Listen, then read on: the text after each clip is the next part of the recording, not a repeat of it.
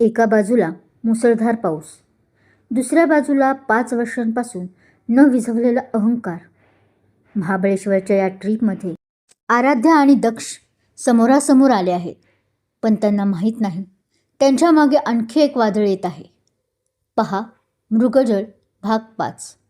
नमस्कार, मी चैत्राली. तुम्ही ऐकत आहात माझी कथा मृगजळ भाग 5.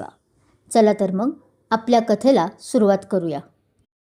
मुंबईचा तो गजबजलेला परिसर, गाड्यांचे हॉर्न आणि कॉर्पोरेट इमारतींची वर्दळ मागे सुटली होती. मर्सिडीज कार आता महाबळेश्वरच्या वळणावळणाच्या आणि घाटाच्या रस्त्यांवरून पुढे सरकत होती. बाहेर पावसाची हलकी सर सुरू होती आणि डोंगर कपारीतून धुक्याचे लोट रस्त्यावर येत होते. वातावरणात एक आल्हाददायक गारवा होता, पण गाडीच्या आतलं वातावरण मात्र कमालीचं तापलेलं होतं. दक्ष मोहिते पाटील स्वतः गाडी ड्राईव्ह करत होता. त्याचा चेहरा नेहमीप्रमाणे शांत पण करारी होता. त्याच्या शेजारच्या सीटवर आराध्या काळे बसली होती. तिने तिची नजर खिडकीबाहेर लावलेली होती.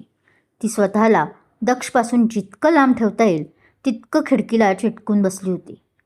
तिच्या हातात नवीन प्रोजेक्टच्या फाईल्स होत्या. खरं तर या ट्रीपला येण्याची तिची अजिबात इच्छा नव्हती, पण दक्षने कॉन्ट्रॅक्टच्या 5 लाखांच्या दंडाची जी भीती दाखवली होती, त्यासमोर तिची गरिबी आडवी आली होती. तिला तिच्या कुटुंबांसाठी ही नोकरी कशीही करून टिकवायची होती. दक्षने म्युझिक सिस्टीम सुरू केली. गाडीत एक संथ जुनं हिंदी गाणं वाजू लागलं. अजीब दास्ता है ये, कहा शुरू कहा खतम. त्या गाण्यांच्या सुरासोबत आराध्याच्या मनात 5 वर्षापूर्वीच्या आठवणी पुन्हा जाग्या झाल्या. कॉलेजचे ते दिवस, दक्षचे ते वेड आणि शेवटी झालेला तो वाद. सगळं काही तिच्या डोळ्यांसमोरून सरकलं. गाणं आवडलं नाही का? दक्षच्या भारदस्त आवाजाने शांतता भंग केली. त्याने आराध्याकडे न पाहता रस्त्यावर नजर ठेवूनच विचारलं, इथे मी कामासाठी आले आहे सर, गाणी ऐकायला नाही. आराध्याने औपचारिक स्वरात उत्तर दिलं. दक्षच्या ओठांवर एक बारीक हसू आलं. 5 वर्ष झाली आराध्या, पण तुझा हा तोंडाळ स्वभाव आणि हा ॲटिट्यूड अजूनही तसाच आहे. तुला परिस्थितीनं अजून वाकायला शिकवलं नाही याचं मला आश्चर्य वाटतं. परिस्थिती कितीही वाईट असली तरी ती माणसाला जगायला शिकवते सर. कोणासमोर झुकून स्वतःचा स्वाभिमान विकायला नाही. आराध्याने दक्षच्या डोळ्यात थेट बघत उत्तर दिलं. दक्षने गाडीचा वेग वाढवला. स्वाभिमान खूप महागडा शब्द आहे हा आरू, पण जेव्हा खिशात पैसे नसतात ना, तेव्हा या शब्दांची किंमत कवडी मोलाची होते, आणि ते तू लवकरच शिकशील. आराध्याने काहीच उत्तर दिलं नाही. तिने पुन्हा खिडकीबाहेर पाहणं पसंत केले. दक्षशी वाद घालणं म्हणजे स्वतःची ऊर्जा वाया घालवणं आहे हे तिला कळून चुकलं होतं.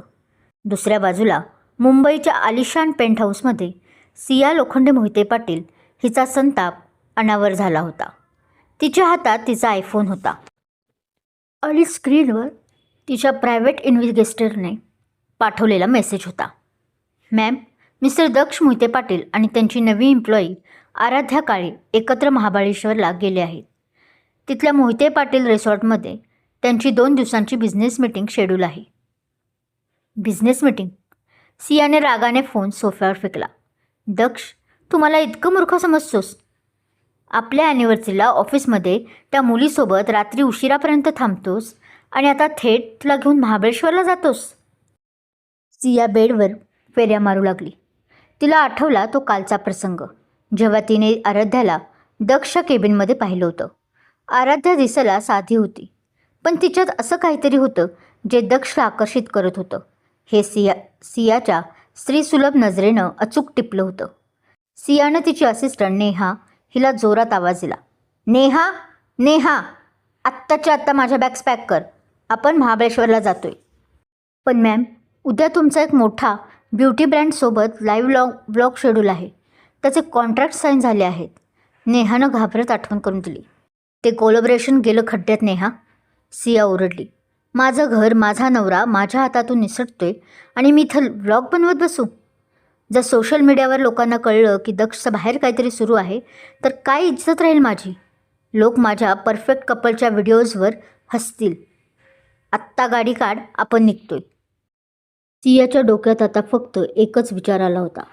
आराध्या काळे नक्की कोण आहे आणि तिचा भूतकाळ काय आहे हे शोधून काढायचं आणि तिला दक्षच्या आयुष्यातून कायमचं बाहेर काढायचं. दुपारचे 3 वाजले होते. दक्षची गाडी महाबळेश्वरच्या एका अत्यंत आलिशान आणि निसर्गरम्य अशा मोहिते पाटील हेरिटेज रिसॉर्टमध्ये आली. हे रिसॉर्ट दक्षच्याच मालकीचं होतं. डोंगराच्या कडेला असलेल्या या रिसॉर्टभोवती दाट धुके पसरलेले होते. गाडी थांबताच हॉटेलच्या स्टाफनं दक्षचं मोठ्या थाटात स्वागत केलं. Welcome sir. तुमच्या सांगण्याप्रमाणे दोन्ही VIP कॉटेजेस रेडी आहेत, मॅनेजरने नम्रपणे सांगितलं. गुड. या फाईल्स मॅडमच्या कॉटेजमध्ये पोचवा आणि 5 मिनिटात आम्हाला कॉन्फरन्स रूममध्ये कॉफी पाठवा. आम्ही मीटिंग सुरू करतोय. दक्षने आदेश दिला. आराध्या तिच्या कॉटेजमध्ये गेली. कॉटेजातून खूपच सुंदर आणि अथांग निसर्गाचे दर्शन घडवणारे होते. पण तिच्या मनात एक भीतीची पाल चुकचुकत होती. तिने फ्रेश होऊन आपले कपडे बदलले आणि ती फाईल्स घेऊन थेट रिसॉर्टच्या कॉन्फरन्स रूममध्ये पोचली. कॉन्फरन्स रूममध्ये दक्ष आधीच बसलेला होता. त्याच्यासमोर लॅपटॉप सुरू होता. पुढील 2-3 तासांमध्ये दोघांमध्ये पूर्णपणे व्यावसायिक चर्चा झाली. आराध्याने प्रोजेक्टचा प्रत्येक पैलू इतक्या सुंदर रीतीने मांडला की दक्षला तिच्या कामात एकही चूक काढता आली नाही. सर, हे आहे नवीन रिसॉर्टचं बजेट प्लॅनिंग.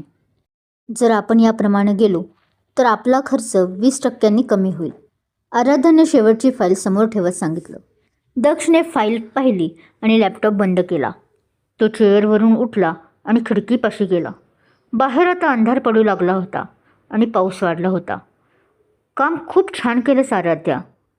कॉलेजमध्येही तू अशीच अभ्यासात नेहमी पहिली असायचीस.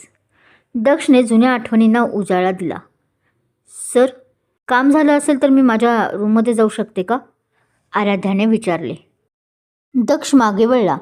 त्याचा चेहरा आता थोडा मवाळ झाला होता. आराध्या, तू माझ्याशी साध्या माणसासारखं का बोलू शकत नाही? नेहमी हा बॉस आणि एम्प्लॉईचा मुखवटा का घालून ठेवतेस?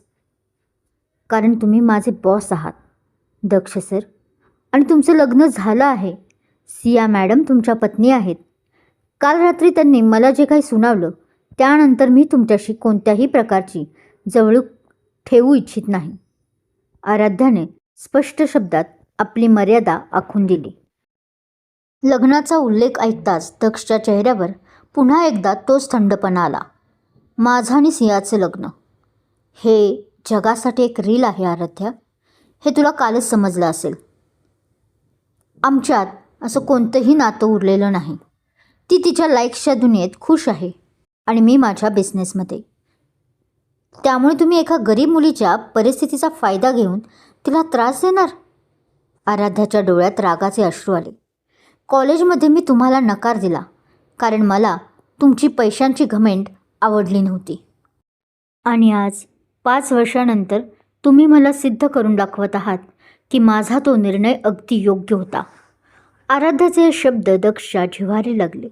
त्याचा इगो पुन्हा एकदा दुखावला गेला. तो वेगाने आराध्याच्या जवळ आला आणि त्याने तिचा हात घट्ट पकडला. हो, मी तुला त्रास देतोय आराध्या, कारण 5 वर्षापूर्वी तू मला जे नाकारलंस ना ते माझ्या मनातून कधीच गेलं नाही. मी जगातील प्रत्येक गोष्ट पैशाने विकत घेऊ शकतो, पण तुला मी मिळवू शकलो नाही हा विचार मला रोज अस्वस्थ करतो. मला तुझा तो स्वाभिमान तोडायचा आहे, जेणेकरून तू माझ्याकडे बघून म्हणशील की दक्ष, तू जिंकलास आणि मी हारले. दक्षचा श्वास आराध्याच्या चेहऱ्यावर पडत होता. त्याचा हात आराध्याच्या हातावर घट्ट आवळला गेला होता. आराध्याला वेदना होत होत्या, पण ती रडली नाही. तिने तिच्या नजरेनं दक्षच्या नजरेचा प्रतिकार केला. तुमचा हा भ्रम आहे सर. तुम्ही माझं शरीर अडकवू शकता, मला नोकरीच्या कॉन्ट्रॅक्टमध्येही बांधू शकता, पण माझं मन आणि माझा स्वाभिमान तुम्ही कधीच विकत नाही घेऊ शकत. तिथे तुम्ही 5 वर्षापूर्वी हरला होतात आणि आजही हरलेलेच आहात. आराध्याने झटका देऊन आपला हात सोडवून घेतला आणि ती वेगाने कॉन्फरन्स रूमच्या बाहेर निघून गेली. दक्ष तिथेच उभा होता. त्याचे हात मुठीत आवळले गेले होते. आराध्याच्या शब्दांनी त्याच्या नात्यात, त्याच्या मनात एक वणवा पेटला होता. तो राग होता की तिच्याबद्दलची जुनी अपूर्ण राहिलेली ओढ हे त्याला स्वतःलाही समजत नव्हतं. रात्रीचे 9 वाजले होते. पाऊस मुसळधार पडत होता. आराध्या तिच्या कॉटेजमध्ये खिडकीपाशी बसून रडत होती. तिचे हात अजूनही दक्षने पकडल्यामुळे थोडे लाल झाले होते. तिला या जागेची भीती वाटू लागली होती. मी उद्या सकाळीच पहिली बस पकडून मुंबईला निघून जाईन. नोकरी गेली तरी चालेल, पण मी इथे राहू शकत नाही. तिने मनात पक्का निर्णय घेतला. तेवढ्यात रिसॉर्टच्या मुख्य गेटपाशी एक गाडी येऊन थांबली. गाडीतून सिया लोखंडे मोहिते पाटील खाली उतरली. तिच्यासोबत तिची असिस्टंट नेहा होती.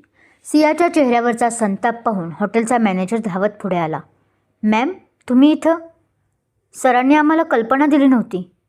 दक्ष कुठे आहे? सियाने मॅनेजरला मध्ये सोडत विचारलं. सर त्यांच्या कॉटेजमध्ये आहेत मॅडम.